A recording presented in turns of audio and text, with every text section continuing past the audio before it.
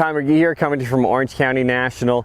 Wanted to show you a drill to help keep your space better in transition into impact. So the fun thing with when we play around with 3D, we can sort of see what causes what. So this one's going to be a little bit different than the norm. Typically we're going to start with the focus on the lower body and where the hips are. With this one, it's more of where the upper body is. So I was teaching a player yesterday online, and the tendency was as they come into impact, the hip would sort of drive in and the chest would be up, sort of, and they'd be in a standing up position. It's really hard. You're not going to really rotate from that position. You're going to be using too much of your back, where if I can be a little bit more over it, I can use my stomach. So for this player, it was as they got to the top, instead of trying to push the hips back, because when they tried to push the hips back, their body started to stand up.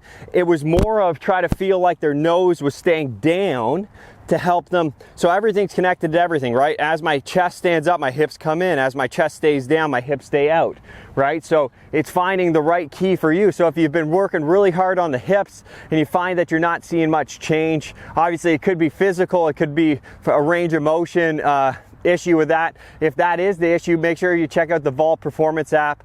Use Tyler25, you get 25% off. It's the best. If you think it's a movement-based issue, I would go down that road. But if you feel like, okay, I feel pretty good with how I'm moving, but I just find that I'm standing up through impact, one way to do it is as you start to transition, feel like your nose gets closer to the ball. If you're a guy that stands up closer to the ball, if you're videoing, it's actually not really, it will go down slightly, but you're not really going to be going that much closer. It just, you're visually used to standing up, so it's just recalibrating that part of your downswing. So when you get there, you feel like your body stays over the ball, your hips will obviously stay back.